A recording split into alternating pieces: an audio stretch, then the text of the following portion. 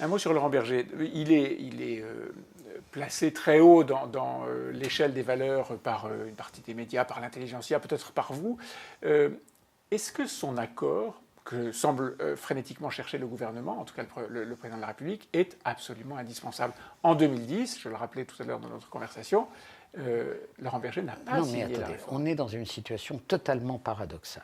D'abord, la retraite par points, c'est une idée qui a été amenée dans le débat social par la CFDT depuis 2010, depuis 10 ans. Avant d'être relayée par une escouade de technocrates toujours sensibles à la mouvance CFDT dont le nom s'appelait les GRAC.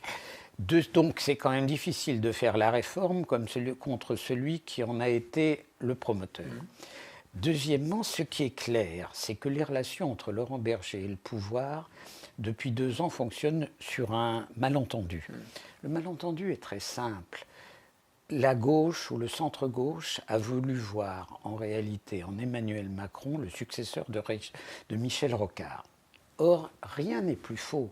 Je veux dire, Michel Rocard, c'était la contractualisation de la gestion de la société avec les grands acteurs sociaux. Ce qui n'est pas le cas d'Emmanuel Macron. Emmanuel Macron a une vision du pouvoir, j'allais dire chevènementiste, sauf que Emmanuel Macron est européen et chevènement ne l'est pas. Mais le chef est fait pour cheffer. Donc depuis le départ, il y a une faille intellectuelle et idéologique entre la CFDT et le pouvoir macroniste. Mais il n'empêche qu'aujourd'hui, surtout quand même avec une situation politique difficile, on ne peut pas mener cette réforme contre l'ensemble des syndicats. Contre l'ensemble, d'accord. Et imaginons qu'on trouve un deal, que le pouvoir trouve un deal avec la CFDT. Est-ce que ça arrête les grèves pour autant? Est-ce que la CGT, FO, s'arrête? Non. Et alors? Non, mais pardon. Mais l'acceptabilité collective est différente et c'est un très bon moyen d'isoler les jusqu'au-boutistes. On sait très bien que dans ce cas-là, la grève s'effilochera progressivement parce que quand on entend M. Laurent Brun, on voit bien qu'il est dans de la CGT. Qui apparaît-il écrit une brochure qui s'appelle L'avenir du léninisme, qui est formidable. On voit bien qu'il est dans une autre, disons, vision du monde.